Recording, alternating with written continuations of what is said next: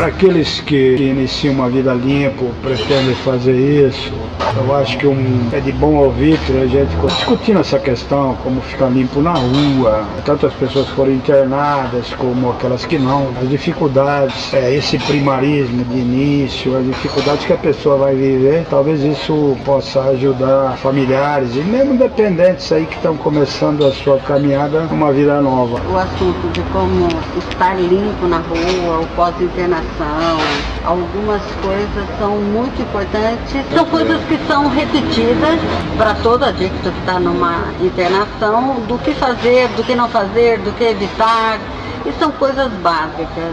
A importância é muito grande disso. Muitas vezes não se entende o porquê. O ser humano, ele quer desafio para se sentir capaz, que é o maior prazer do ser humano, né? Se sentir capaz. Depois de ter consciência da doença que o adicto tem, ele tem que refletir sobre quais desafios ele vai enfrentar, o que dá para ele e o que não dá. Às vezes, entendendo ou não o evite, é fundamental que se evite. Belo trocadilho, muito bom. Eu acho que o que poderia se considerar é que são duas vidas, né? Aliás, é muito mais interessante você ter uma sobrevida do que só uma vida. Eu particularmente acredito que tem um período de formação, que a infância é fundamental entender, né, as relações, a relação de poder da família com aquela criança que futuramente poderá ser um dependente, traz isso, essa aptidão no seu físico, e depois todo um tempo onde a pessoa vai tentar suprir as suas dificuldades usando droga, buscando segurança, alegria, como a Yara acabou de dizer aí. Então, para que eu saia de um sistema de condicionamentos que estão muito arraigados dentro de mim e consiga ir para outra vida, tem que haver um programa que apoie isso. É como se fosse uma espécie de tutela. Eu preciso de alguém ou alguma coisa que me ajude a ascender a uma vida onde eu construa uma qualidade mínima para poder me manter limpo. Eu acho que quando a gente passa um período de tempo, né, internado, meses, 4, 5, 6, às vezes até mais, né, em uma comunidade, é evidente que a gente passa aí por algumas reflexões, né, pelo autoconhecimento, para olhar para a sua própria vida. E quando você está na rua, você está sendo a todo momento estimulado por coisas que nem sempre eu vou conseguir dar conta daquilo, né, sem buscar alguma coisa que possa me dar uma condição de enfrentar nessas situações. A gente precisa realmente de alguma coisa que nos tutele, né? O ideal seria que eu tivesse uma autotutela, né? Mas isso depende de uma construção longa, depende também de cada indivíduo, né? Então eu preciso de alguns mecanismos muito rápidos e imediatos que me dão uma condição de o meu objetivo primeiro, né? Que é não voltar a usar substâncias químicas aí que alterem minha mente, não é? E a gente encontra isso nos grupos de apoio. Significa assim, eu estou bastante cru ainda, estou num processo de uma construção que vai me trazer defesas, mas que é lenta essa construção. E os grupos me dão uma mão imediata ali para que eu não encontre uma situação de frustração, de insucesso, de volta ao uso muito rápido. Sobre a tutela, né, de ser tutelado, é muito interessante essa questão, porque existem vários tipos, né, de pessoas que têm o problema da adicção. De uma maneira geral, eu posso falar sobre dois, não que existam dois apenas, mas tem aquele que é norteado pela rebeldia, que ele apressa as coisas, ou ele quer ser do contra, ou ele quer impor algo que pensa que é o legal, enfim. E se mantém numa imaturidade por muito tempo, na tentativa e no erro. E quando a gente vai para o empirismo, no acerta ou erra, né, a gente erra pra caramba. E às vezes não se apercebe dos erros, porque tem um incômodo muito grande interno. Então eu tenho que provar, eu tenho que provar, eu tenho que provar a mim mesmo, ao mundo, ao meu pai, à minha mãe, enfim, né? Baixar a guarda e dizer, não, me dá um toque aí porque eu não sei como é que faz. Ô mãe, como é que faz bolo de fubá? Sabe? Ou então, ô pai, como é que bebe café? Ou como é que usa o Windows, né? É baixar a guarda e se dispor a aprender com quem tem um pouco mais de experiência, não que saiba, mas que tem um pouco mais de experiência. E aí tem uma série de coisas que é nobre na formação do ser humano, né? Que é a humildade, que é a questão de saber ouvir, de ouvir o outro, né? Eu acho que tem uma série de vantagens nessa postura. Então tem um momento na vida de rebeldia, que é assim, minha mãe e meu pai me ensinaram, o padre ensinou, o seu Manuel da Padaria ensinou, e eu vou para o mundo e vivencio algumas coisas e aí eu invalido alguma coisa. Mas esse momento, ele passa. É temporário. Se manter nele, fica complicado ser tutelado por um programa, por uma filosofia ou por alguém que se dispõe a te falar algo sobre aquilo que você está vivendo. Diz assim, ó, eu acho que eu tenho alguma coisa para te dizer sobre o que você está vivendo, né? E a gente também tem um outro estilo de vida ou tipo que é o travado, ou a trava, né? Então temos uma trava. Somos impedidos por algo interno de me manifestar. Então eu tenho uma trava que me impede de me mostrar no mundo como eu sou, me impede de dar a minha opinião, me impede inclusive de formar a minha própria opinião sobre algo e não impor a minha opinião. É ter algo interno que faça sentido, porque o mundo ele vai invadindo a gente por tantos lados e por todos os sentidos que eu começo a cumprir scripts impostos pela sociedade e esqueço ou não dou conta de me formar. Então eu preciso de ajuda nesse momento. O dependente químico, ou dependente de uma forma geral, eu acho que com um pouco mais de necessidade do que um ser normal sem a adicção. Não o normal, mas sem a adicção. Porque a adicção atrapalha muito, ele distorce muito, ele provoca comportamentos, né, que a sociedade desclassifica. Então vai dificultando. Então a tutela, ela é fundamental. Esse é o primeiro passo e eu acho muito importante a cada minuto. Existe um fato, assim, eu acho que o único grande fato fundamental, eu usando, eu me tornei incompetente para continuar usando uma substância qualquer e que eu navego para o outro. Então, na medida em que eu vou envelhecendo naquela forma, eu me canso, eu vou me exaurir e ter que parar. Eu acho que a única coisa que a gente consegue realmente parar é parar de usar a substância, porque aquilo se tornou muito difícil, tornou a vida quase que impraticável em função do uso. Muita gente chega em indigência nesse aspecto. Agora, na medida que eu paro, sobram as questões que me formam para usar, quer dizer, todo eu está em ebulição e dá em substância. Eu, de repente, eu fico assim nessa prática durante anos. E quando eu me sobro limpo, quando eu me sobro abstinente, eu me vejo cheio de... São as dificuldades que me remetiam para o uso.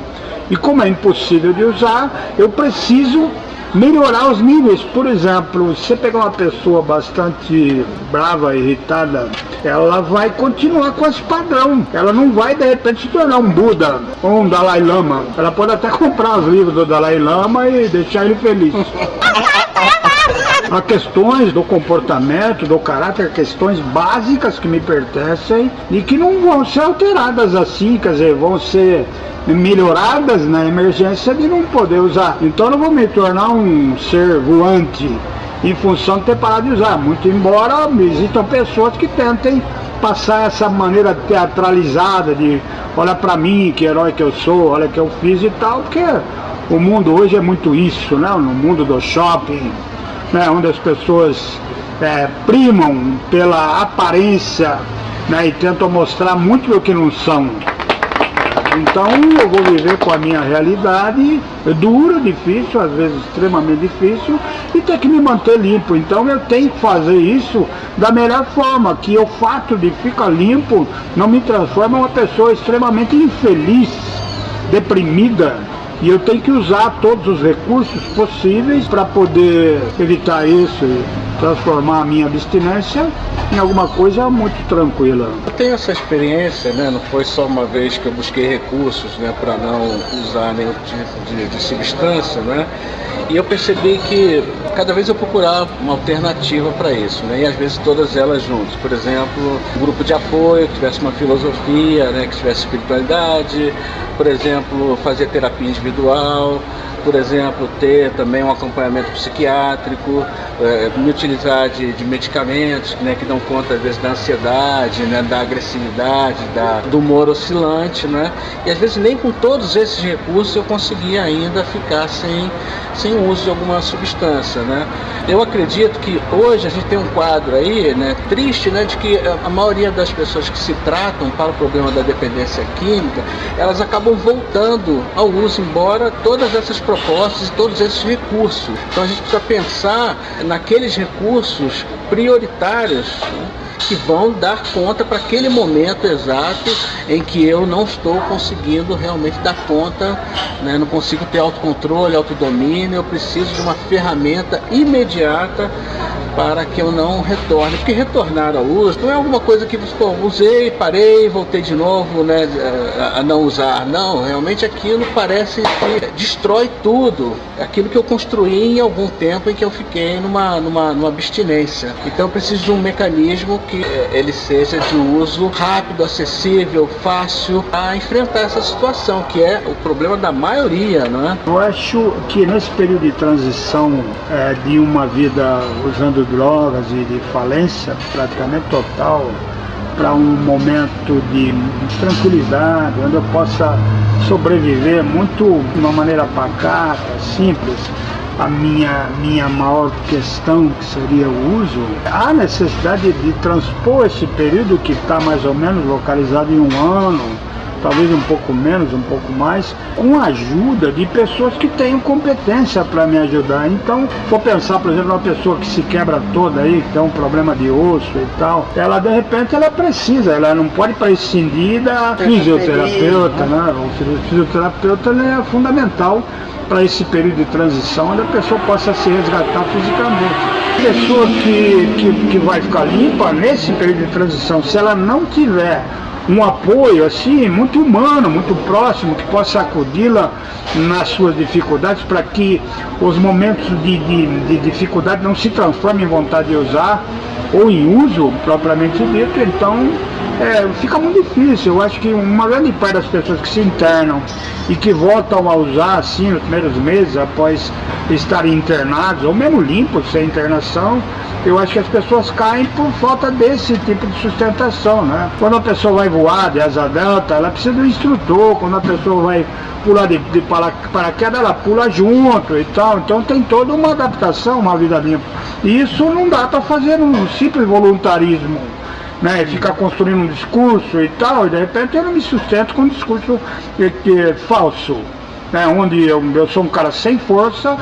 Eu quebrei, eu sou um falido, e do falido eu vou conseguir me levantar. Então o poder superior, ou a força superior que vai me auxiliar nesse princípio poderão ser pessoas em carne e osso. A minha origem não me recomenda uma grande crença, né? No lugar que eu venho não há uma crença, né, que me sustente. Então os grupos anônimos, eles têm uma forma muito interessante, que é a forma do apadrinhamento, que são pessoas que têm capacidade de ajudar e que vão acompanhar ele nessa caminhada aí, né? Então a tutela, a princípio, ela tem que ser humana, física, alguém que possa me ajudar, e depois uma tutela mais no plano intelectual, né? Onde eu consiga me suprir e me transformar em alguém que também ajude os outros. Eu acho de grande importância que o dependente, a dependente, se dá conta da fragilidade que tem, ou da inexperiência, né, de viver esse novo papel sem a substância, busque essa tutela voluntariamente, porque isso está aí. No mercado existe isso, né? Existem grupos de apoio, existem profissionais, né? Médicos, paramédicos, companheiros, Então, que a iniciativa, às vezes sabendo e às vezes não sabendo, seja de quem está iniciando uma nova jornada.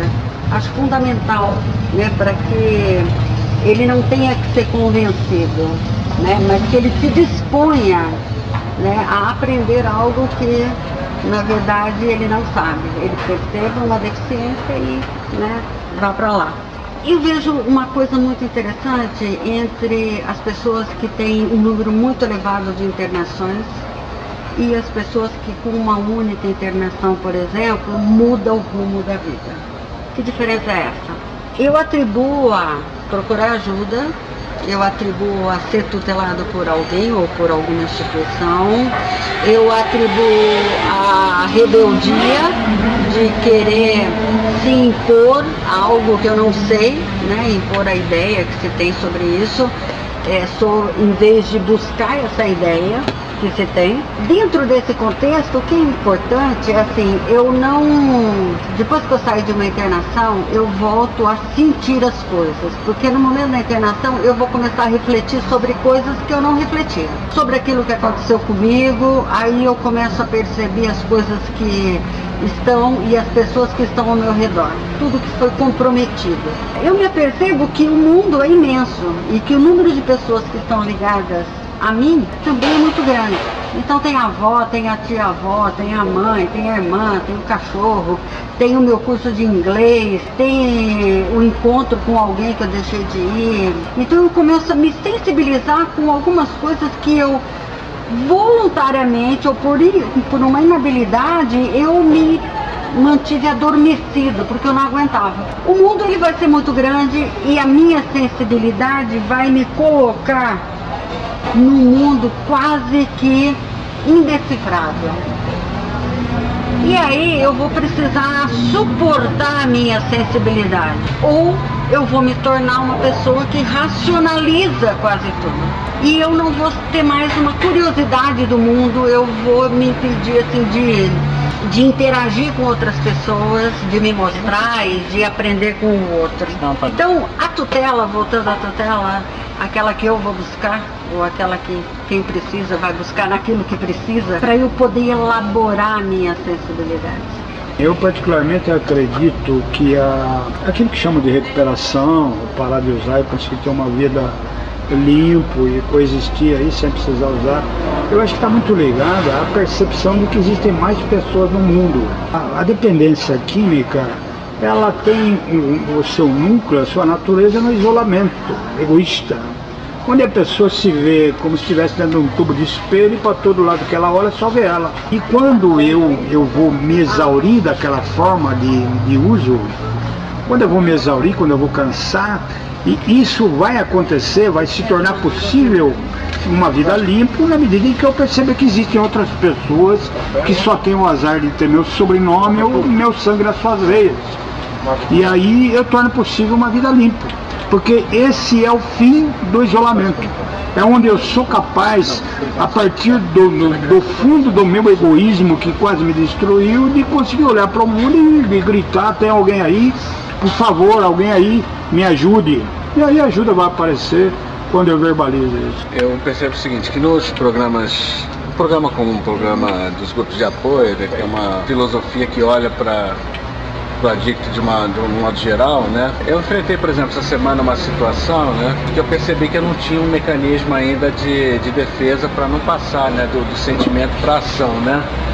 Por exemplo, eu estava falando a respeito da defeitos de caráter que o programa aborda, né, a ira, fazendo paralelo em relação à questão da drogadição, eu parti para a agressividade, né, não consegui ter um intervalo de tempo aí entre o sentir e o agir, né, um pensar aí no meio, e partir para aquela ação. Isso é diferente de usar a droga, mas ao mesmo tempo é parecido, porque quando eu sinto a necessidade ou a vontade de usar, eu preciso ter, antes da ação de usar, preciso ter um mecanismo aí de defesa. Então eu acho que cada um tem que olhar para si e ver quais são aquelas áreas que mais ameaçam, né? Isso é individual, não tem como ser tratar isso de uma maneira generalizada, né? Você criar um mecanismo que sirva para todas as pessoas, para você ter esse intervalo de tempo aí. Eu acredito que a prioridade é para nós que temos algum problema, né, com a questão da dicção, é o não uso, é o não usar. Porque as outras questões que eu também quero resolver em relação às minhas ações, quando eu acredito que elas são inadequadas, quando elas são equivocadas, eu ainda vou continuar, como você disse, né? Vou continuar ainda fazendo essas coisas que eu não gostaria de fazer, né? Porque eu tenho basicamente uma personalidade que assim, é tendente à ira, que é tendente a outras emoções, a outros sentimentos. E isso, em relação a esses sentimentos, as questões da minha personalidade ou do meu caráter, elas são construções lentas, demoradas, né? Precisei ficar numa clínica, ele falou, uma vez ele falou, pô, precisava que você ficasse um tempo a mais aí no lugar para ver se surge um outro cara, né? Porque depois de muitas internações, que nem ela falou, né? Eu acredito que fica mais comprometido uma série de âmbitos e até faculdades mentais. Vai acabando tudo, vai ficando mais lento. Eu fico lento mais rápido. Eu fico velho mais rápido, né?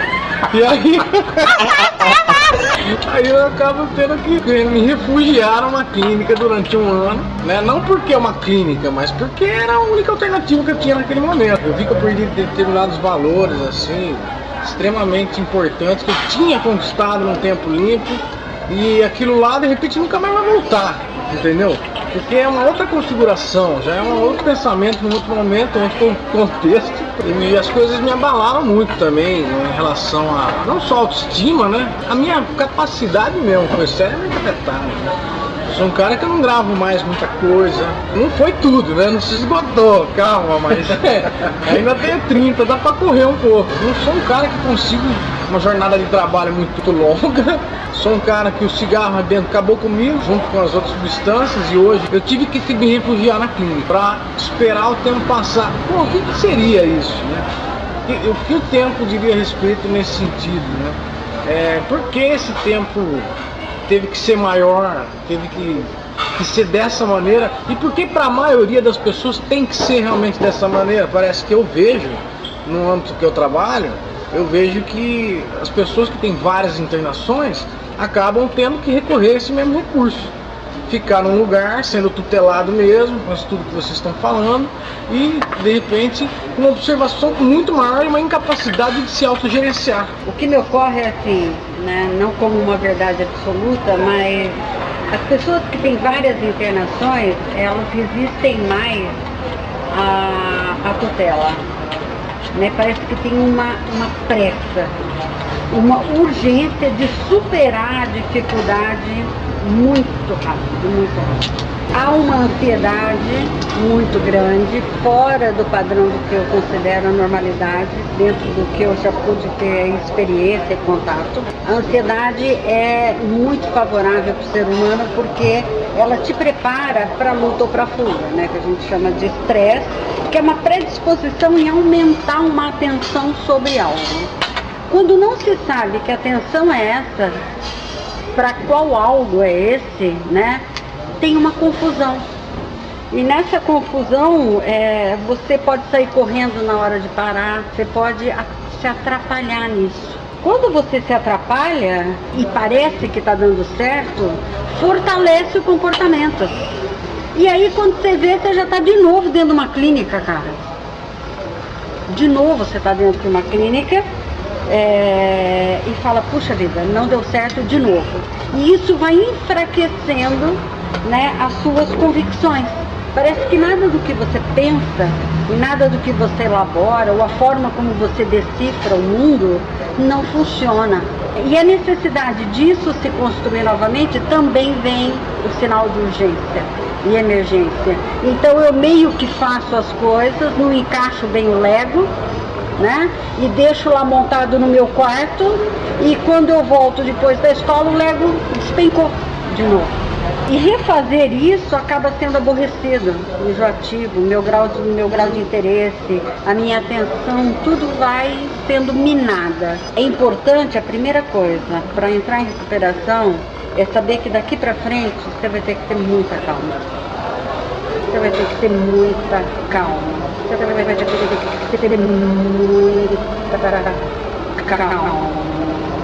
Porque para fazer várias coisas, às vezes a gente tem que pensar muito rápido. Porque no contexto que a gente está hoje, né, a gente faz 3, 4, 10 coisas ao mesmo tempo, né? Mas se transformar, né, para evoluir dentro da sua condição de eu, leva tempo, é um processo. Então há que ter calma, há que se olhar, há que se perceber, buscar ajuda, conversar. É fundamental ter o socorro. Fechando. Essa semana. Pode partir acontecer, é bem legal, né?